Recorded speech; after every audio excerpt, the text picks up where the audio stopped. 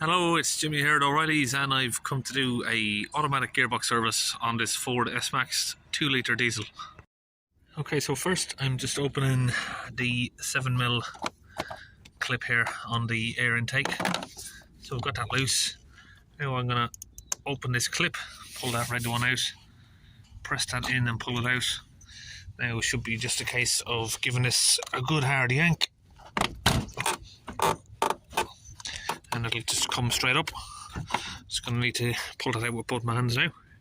And once I've just got a good grip on it there, pulled it up, you'll see the whole unit just comes out just like that. Okay, if we come down here, right here we have the filler point for the gearbox. So what we're going to do is open that first. We don't want to open the drainage points before we open this one, because if these are, you don't generally have a problem with these type of bolts anyway, but it's always a good practice to open the top one first, because if you open the bottom you drain the fluid, and then for some reason or another this doesn't open or it rounds off, then you are a little bit stuck. So it's a good job to open the top one first, then drain it, then you can refill it. Now, one good thing to point out about these gearbox is it's not your traditional automatic. See, these are basically just a manual gearbox, and you've got like robotic electronics here that control the movement of the gears and the clutch. So it's all controlled by the electronics, but it is basically just the same as a manual gearbox. So now I've just got a jack here. I'm going to lift up both sides of the front end of the car, get the two front wheels off the ground. So once we've got it raised there, we'll get the axle stands under and just get them placed up top. So we're just going to leave the jack there on that. We've got the other side already raised over there. So we've got this on a extension there. It's a HW8, or it's just a hex size 8, or an Allen key size 8. I never know what to call these when I'm on camera, because growing up I always just called them an Allen key or an Allen key socket or whatever, but this one, I think most people call them a hex nowadays, but it's labelled as a HW8 on there. So we'll just grab that. Yeah, it wasn't that tight. Now we can unspin it by hand. So now that's loose, I'm just going to leave that on there. Okay, so I've just quickly buzzed off the 7 or 8 screws there that hold on the tray from underneath. So we just kick that down. It's nice and oily. I'm not sure why that's so oily actually, because the gearbox itself looks dry, and so does the sump. Relatively, it's quite dry really, so not sure where all that oils came from. Okay, now we've got the tray off. We're going to get the front wheel off here, passenger front wheel. We'll get all of these wheel bolts off. Now all the wheel bolts are off, we will get the wheel off and put that to the side. That will give us access to that bolt right there, just beside the drive shaft. And this is one of the bolts to judge the level of the fluid. So once you fill the fluid up, it should start coming out of here, and that's how you know it's full. Okay, now we're going to open this first drain hole here. Just turn the ratchet that way. Now that was quite loose, because I did do an auto dock special and I loosened it up before I started recording. Now we can just undo that by hand. It's a good idea to get some gloves right now. Now we can open that with a glove. Or if you're a bit posh, what I can do actually is use my laser tool. So I've got this little tool here from Laser. I'll try and put a link in the description for it if I can. It's just a magnetic oil sump remover, so you don't have to get your hands dirty. You can just twist it off like that, and it holds the sump plug for you. Look at the blackness of that oil. You don't usually see oil that black coming from a gearbox. And it's already running out. It's only dropped about ½ a litre there, I'd say. Now this gearbox takes around about 6 litres, and there is two drain holes, so you've got 2 different chambers, 2 sides. You've got another one just over there, so we're going to drain that soon as well. So now we're opening the second one, so we've done that one. Open the second. You get another piece of oil come out of here. Hopefully it's a little bit more than what came out of the front one. Yeah, definitely more coming out of here. Again, that is blacker than engine oil.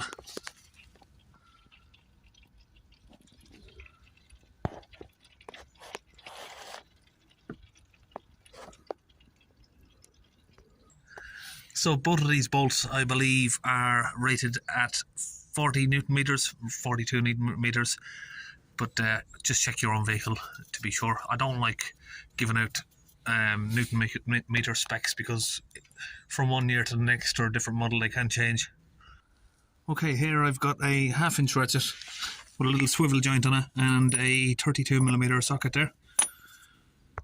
Now, just because the steel subframe there, it's sort of in the way of the getting a direct straight line onto the filter there.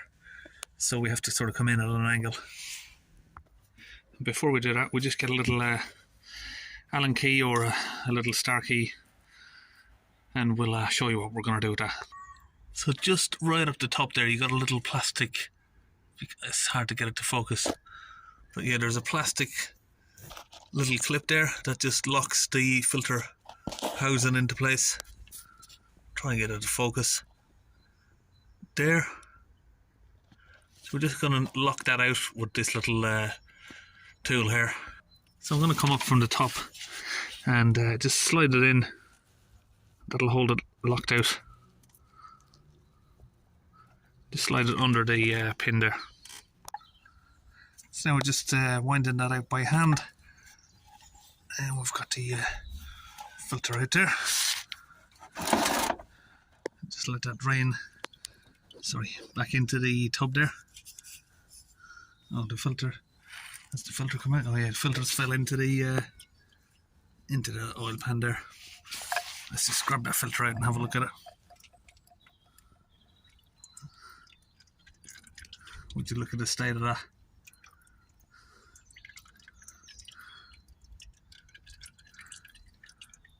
That's never ever been changed.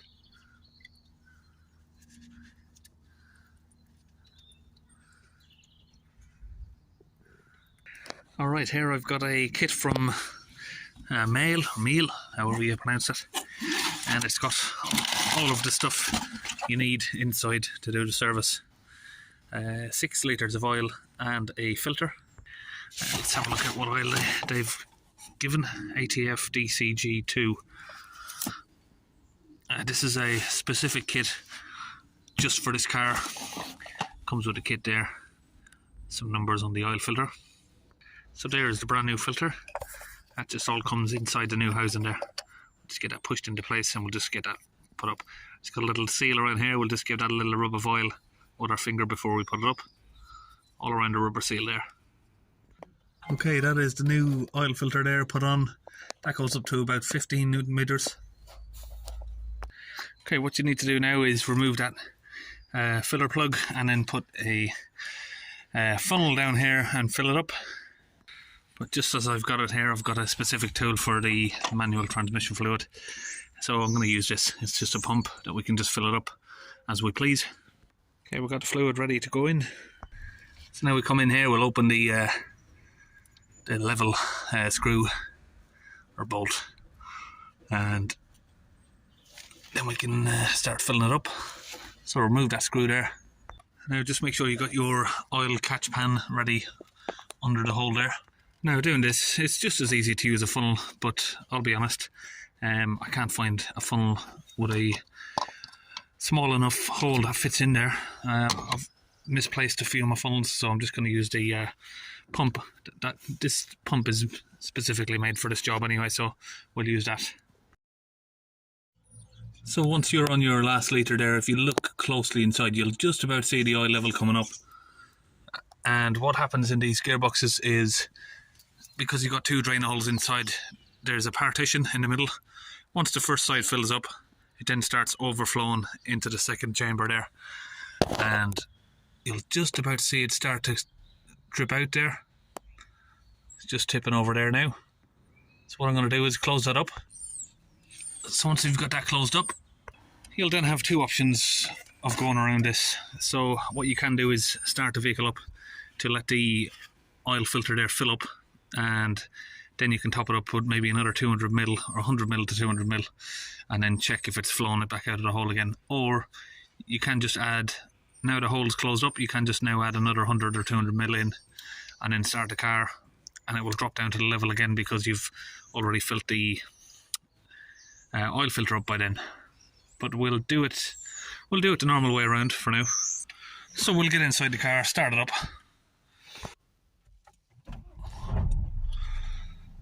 and then we'll just cycle through the gears for about 5 seconds each. Into drive, into reverse, back into park. Now that procedure there is normally used for conventional automatics, just to, you know, make sure it's all around the internals of the gearbox. But on this, they're manual. The only thing you want to fill up on this extra is that oil filter. It takes 200ml if that. So you can either way do it like this, or just put, once you've closed up the bung, put an extra 200ml in, and then it should be fine. So now let's open back up the bung again. Just see if anything does flow out. Probably dropped by, like I said, a couple 100ml or whatever. And we've got it flowing out.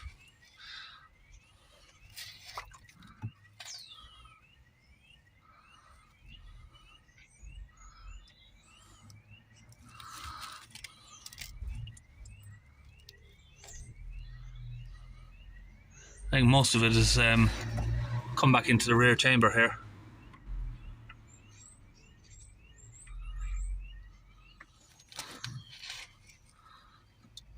Also, I think on these gearboxes myself, safer way to do it is just by leaving the bung closed and then adding an extra 100ml, just to be safe. So you can see there that when we open that bung there, it's flowed out a lot more than 100ml. You'd expect it to be dropped, but what that's going to have done is, from the front section, it's going to have splashed over into the rear chamber here. More of the oil is going to be, so then your front chamber is probably going to be a little bit low on oil. So we've just topped it up again just to make sure it's full. And then we can just pull this out, close back up your bolts here, and put them down again down to about 40 Newton meters. So that's it. We've just put the airbox hole back in place there, plug back in the airflow meter. Check out the front tyres on this, racing slicks. One careful lady owner from new.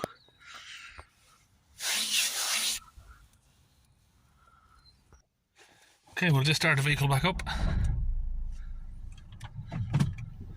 Make sure all the gears are working.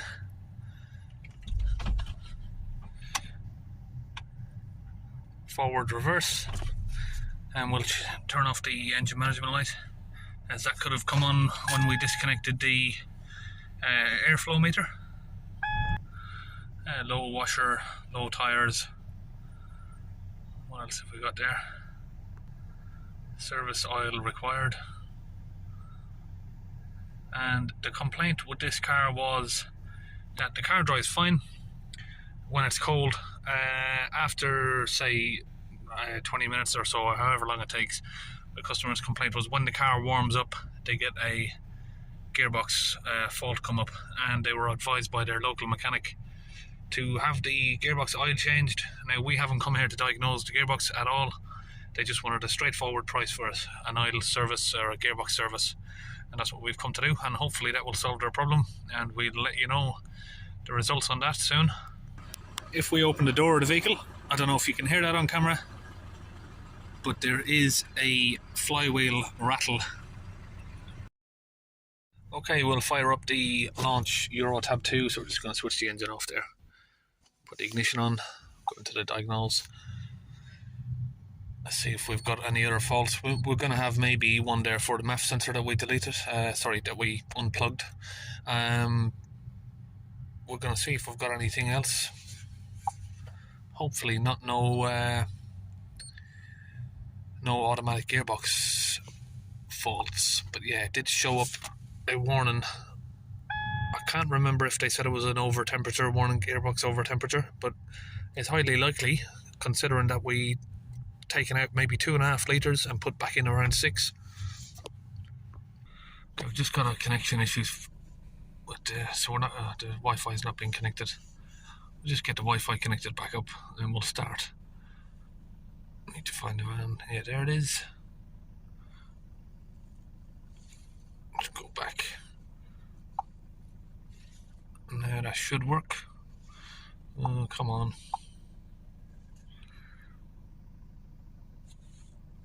Let's just go ahead and start again. So we're just going to run a full scan there on the vehicle. BCM, that could be something stupid like an interior light's not working. So you can see there a few other faults are popping up. We got one there too in the transmission control module, TCM. Sometimes you think, when people say, oh, their local mechanic said it needs an oil gearbox service, but they don't do that. Makes you think sometimes, yeah, why don't they do it? But I'll tell you a little story here while we're going through that. Why I think a lot of people don't get involved with automatic gearboxes. I had one of my friends, not myself, a good friend of mine, and he is an excellent mechanic. He done a service on a BMW, came in for automatic gearbox service. Now the customer brought the car in for an automatic gearbox service clearly because he was having some shifting issues with the car, and he brought it in. He had a service done on the gearbox at my friend's garage. 2 days later, the gearbox failed. He then came back to my friend's garage and basically put all of the blame on him. Said, the gearbox failure was down to what he's done. The gearbox was working fine beforehand, and basically took him to court. And he just had all the hassle of going to court and threats of having to pay for £5,000 gearbox repair just for making £100 off a gearbox service. So I think that's why a lot of people don't want to get involved with this sort of stuff. So there, yeah, we've got 2 electrical faults. We're just doing this code scan to clear what we've done for the airflow meter, if it has come up. Intake air temperature sensor there, yeah. But yeah, he has had transmission electrical faults there come up. Now, whether or not the oil can affect some of these, because the electronics can get hot, I suppose, but I'm not a gearbox specialist. Mass airflow sensor there. Yep. Shift fork C position circuit. So we're just going to switch off the engine and clear all of these codes. And I'll get an update off the customer in a few days to see if it's made any sort of improvement.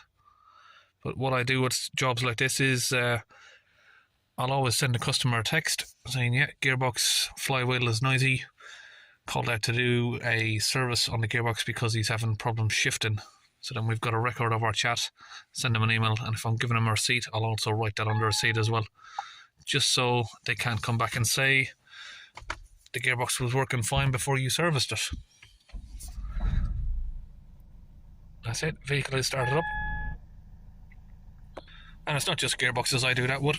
Any job I go to, if I see problems, I'll either record them on my phone here while I'm making the video, or I'll text it straight away to the customer or email it, however they've contacted me. And if I'm giving them a receipt, I always write the faults that we found on the car, just so the record of it was there. It's a shame you've got to do that, but that's what some people will do. If they've got a big problem, they'll try and fob it on to put the blame on someone else to get that repair fixed. But it's a shame you've got to do that, but unfortunately, yeah, it does happen sometimes. Now, thankfully, that has never happened to me, that story there, but maybe it's never happened to me because I've done exactly that. I've always put it in text or written straight away up front. This is a problem with the car, this is a problem that was there as soon as I arrived, and this is a problem that I found straight away. So maybe doing that is a good option for anyone who's watching this if you are a mechanic. We got bulb faults, number plate bulbs, headlight bulbs, flat tyres, baldy tyres, oil change required, gearbox is rattling, all sorts of stuff going on with this one. So that's it, we are all finished on this one, and we'll see you in our next video.